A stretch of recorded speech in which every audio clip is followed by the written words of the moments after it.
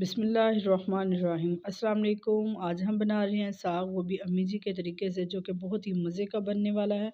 आइए हम साग को पहले छील लेते हैं। पहले हमने साग के ये जो बड़े बड़े पत्ते हैं उनको अलहदा कर लेना है, और ये जो इनकी डंडियाँ हैं उनको हमने काट के फेंक देना है। अब हम साग को छीलेंगे। ये देखिए इस तरीके से साग को छीलना ज़रूरी है।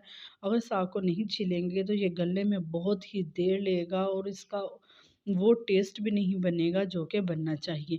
इस तरीके से हम साग को छीलते जाएँगे। आप देख रहे हैं होम फूड विद बेनिफिट्स। जहाँ कहीं भी जो कोई भी मेरी वीडियो देख रहा है, अल्लाह ताला उनको अपने घरों में खुश-ओ-खुर्रम रखे, शादो-आबाद रखे। आमीन सुम्मा आमीन। प्लीज़ मेरे चैनल को सब्सक्राइब कीजिए, अपने दोस्तों और रिश्तेदारों के साथ वीडियो को शेयर कीजिए और वीडियो को लाइक कीजिए। तमाम साग को हम इसी तरीके से छीलते जाएंगे और एक साइड पे हम रखते जाएंगे। ये देखिए साग को छील छील के हम एक साइड पे रखते जा रहे हैं। अब लेंगे हम पालक, और पालक को इस तरीके से हम साफ़ करेंगे। साथ ही हम इसमें डालेंगे मेथी। मेथी को भी हम साफ़ कर लेंगे। उन दोनों चीज़ों की हम इस तरीके से कटिंग करते जाएंगे। ये देखिए, अगर आपके पास साग है 4 किलो तो आप उसमें शामिल करेंगे पालक 3 किलो। ये देखिए हमारे पास जो साग था वो साफ़ हो चुका, और उसको मैंने इस तरीके से इसकी कटिंग करना शुरू कर दिया है। कटिंग बोर्ड पे साग काटना बहुत ही आसान है और बहुत ही जल्दी साग की कटिंग हो जाती है। ये देखिए इस तरीके से। अब हमने साग को धो लिया है। कलर देखिए माशाल्लाह साग का कितना ही प्यारा है, आँखों को राहत दे रहा है। जो इसका सब्ज़ कलर है।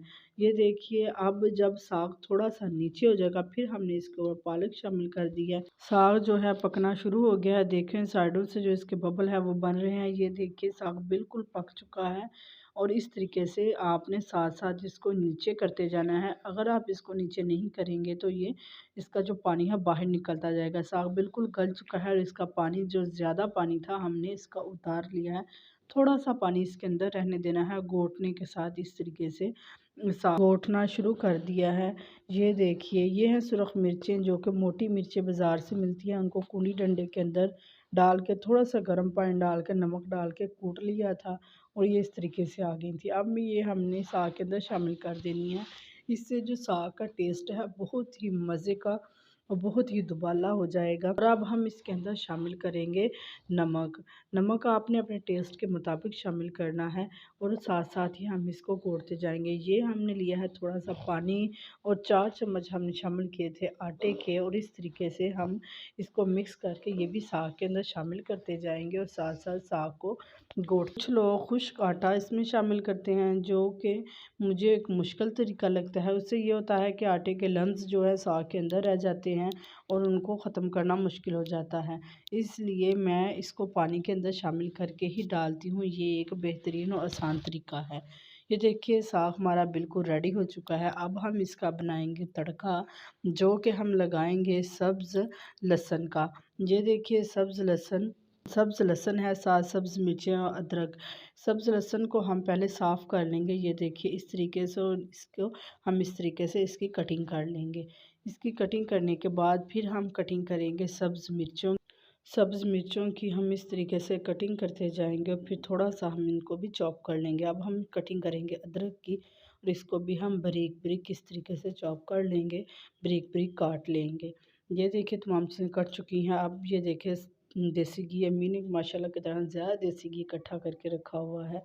हम लगाएँगे तड़का देसी घी का। देसी घी शामिल किया, फिर हमने इसके अंदर शामिल कर दिया सब्ज़ लहसुन, जिसकी खुशबू बहुत ही मज़े की आ रही है। अब इसके अंदर शामिल कर दिया हमने अदरक शामिल किया। इसको हम थोड़ी देर के लिए हम पकाएंगे, और जब ये थोड़ी देर पक जाएगा और प्यारी सी खुशबू आनी शुरू हो जाएगी, तो फिर हम इसके अंदर शामिल कर देंगे सब्ज़ मिर्चें।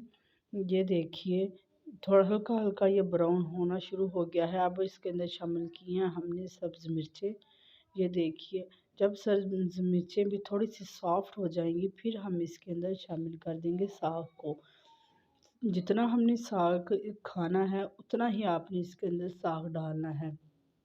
इससे ये होता है कि साग जो है बहुत ही मज़े का बनता है। तड़का जब इस तड़के के अंदर ही साग डाल के उसे थोड़ी देर पकाया जाता है। साथ ही हम बनाने लगे हैं मकई की रोटी।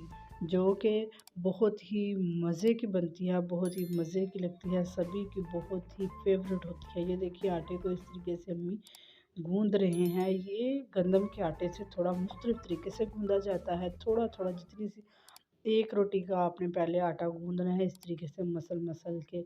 ये देखिए, ये जो है मकई का आटा गूँदने का तरीका है। इसको गंदम के आटे की तरह नहीं गूँधा जाता, ना ही उस तरीके से ये आम बंदे से कवर होता है। अब हम इसका बना रहे हैं पेड़ा। ये देखिए अम्मी जी इसका पेड़ा बना रहे हैं, साथ ही इसकी अब रोटी पकाएँगे।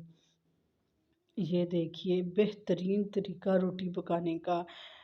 जो नए लोग हैं वो तो बिल्कुल भी इसकी रोटी इस तरीके से नहीं बना पाते। ये देखिए जब ये रोटी बन जाएगी तो ये देखिए माशाल्लाह कितना बेहतरीन तरीका है रोटी तवे के ऊपर डालने का।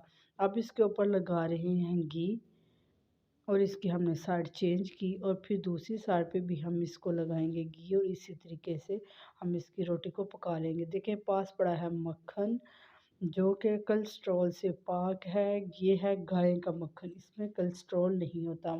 ली है मकई की रोटी, ऊपर रखा साग, उसके ऊपर डाला है हमने मक्खन।